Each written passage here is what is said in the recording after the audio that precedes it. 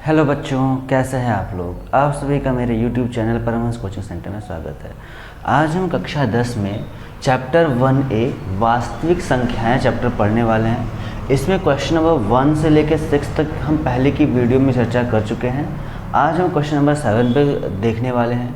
Question number 7 कह रहा है कि दर्शाइए कि कोई भी धनात्मक विषम पूर्णांक 6q+1 या 6q+3 या 6q+5 के रूप का होता है जहाँ q कोई पूर्णांक है।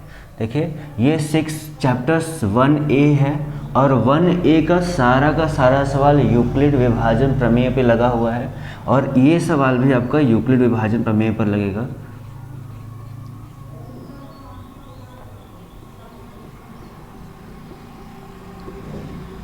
यूक्लिड विभाजन प्रमेय का एक फार्मूला होता है A बराबर BQ+R।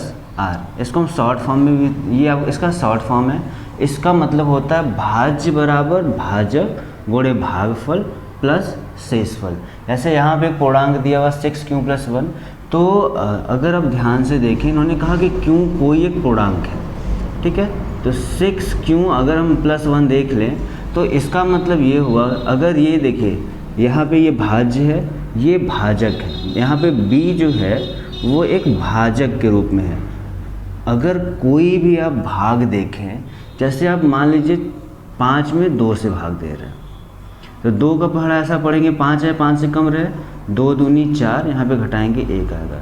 इससे क्या साबित होता है कि जब भी आपका शेषफल आएगा वो शेषफल या तो 0 आ सकता है या तो 1 आ सकता है, लेकिन 2 कभी नहीं आ सकता। इसका मतलब ये हुआ कि जो भाजक है वो हमेशा भागफल से बड़ा रहेगा। सेम उसी तरीके से अगर b यहाँ पे अगर हम 6 मान लेते हैं, अगर b आपका 6 मान लिया जाए तो जो r है, r ये शेषफल, क्योंकि भाजक भाज्य और शेष, भाजक भागफल और शेषफल, तो जो शेषफल आएगा वो हमेशा भाजक से छोटा रहेगा। तो अगर b भाजक आपका 6 है तो शेषफल आपका 0 हो सकता है, 1 हो सकता है, 2 हो सकता है, 3 हो सकता है, 4 हो सकता है और 5 हो सकता है। 6 तो कभी नहीं हो सकता, ठीक है। तो ये आपका शेषफल है और ये आपका रहा फार्मूला। अब ये कह रहे हैं कि आपको ये सिद्ध करना है या फिर दर्शाना है कि 6q+1 ये जो है ये विषम संख्या होती है, 6q+3 ये भी विषम होती है और 6q+5 ये भी एक विषम संख्या होती है, ठीक है। तो दर्शाते हैं। दर्शाने के लिए क्या करेंगे, इसी फार्मूला पे यही r का वैल्यू रखते जाएंगे और लास्ट में हमारा आंसर आ जाएगा। देखिए यहाँ पे फार्मूला पहले लिख लेते हैं, a बराबर BQ+R। यहाँ पर क्या करते हैं, r का वैल्यू पहले हम 0 रख के ट्राई करेंगे, फिर 1, फिर 2, फिर 3, फिर 4, 5, ऐसे ही लास्ट से चेक करेंगे।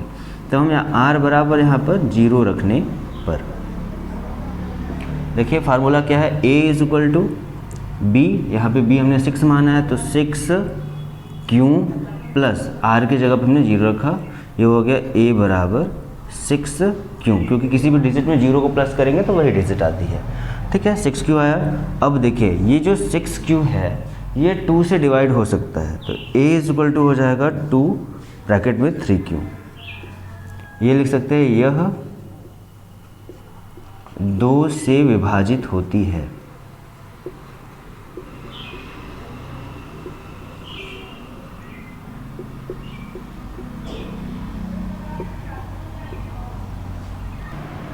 यह 2 से विभाजित होती है।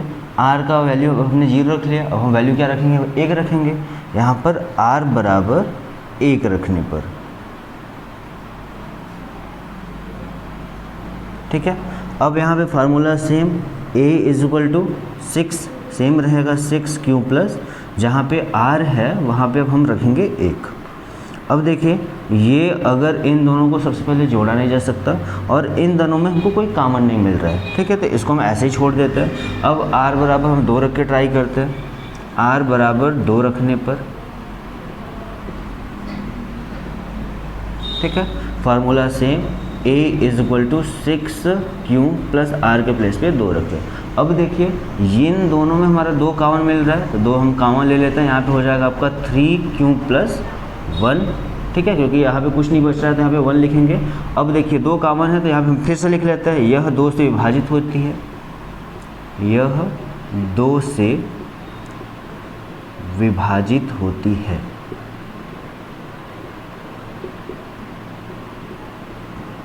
ऐसे ही रखते रखते आपको पूरा 5 तक जाना है। अब देखिए, अब 2 रख के ट्राई कर लिए, अब हम r बराबर 3 रख के चेक कर लेते हैं। r बराबर 3 रखने पर देखिए same formula, a is equal to B Q plus R. a is equal to B का वैल्यू यहाँ पे आपने माना है 6, तो 6 क्यू प्लस आर के जगह पे क्या रखना है हमको 3, यहाँ पे 3 रख लिए।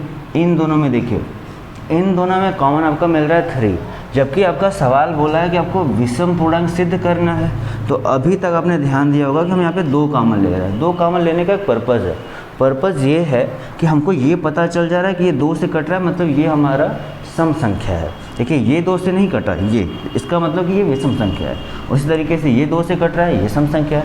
लेकिन ये देखेंगे तो ये 2 से नहीं कट रहा है, अतः ये आपका विषम संख्या है। इसमें फिर भी कुछ कॉमन नहीं लेंगे, यहाँ पे इसको छोड़ देंगे। अब r बराबर हम उसी तरीके से 4 रखेंगे, उसी तरीके से 5 रखेंगे। r बराबर 4 रखने पर यहाँ पे formula a is equal to B Q plus 4। अब देखिए b के प्लेस पे क्या होना चाहिए, 6 होना चाहिए, हमने 6 लिख दिया। देखिए सेम, फिर यहाँ पे 2 हमारा कॉमन मिल रहा है, तो 2 कॉमन ले लेंगे तो यहाँ पे बचेगा 3q प्लस 2। देखिए 2 कॉमन है, सेम यही चीज़ लिखेंगे, यह 2 से विभाजित होती है।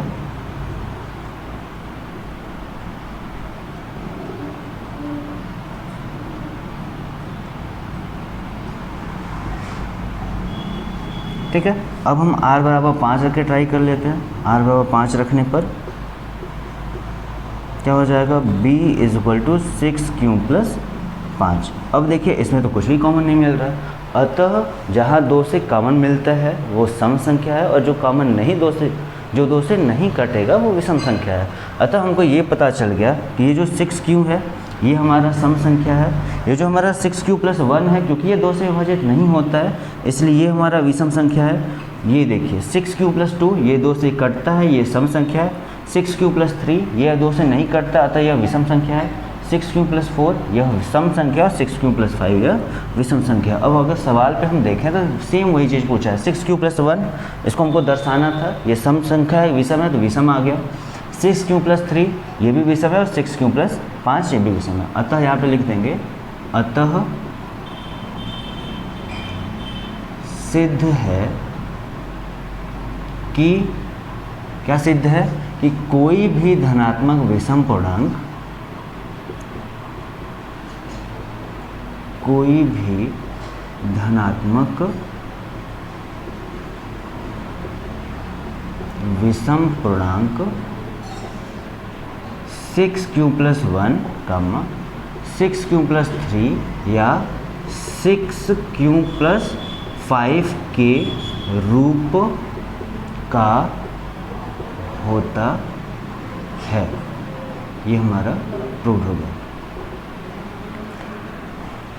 आप सभी को ये वीडियो कैसी लगी कमेंट करके ज़रूर बताएं। अगर आप हमारे चैनल पर नए हैं तो प्लीज़ हमारे चैनल को लाइक शेयर और सब्सक्राइब जरूर करें, और इससे पहले की वीडियोस को अगर आप देखना चाहते हैं तो हमारे चैनल पर विजिट करें।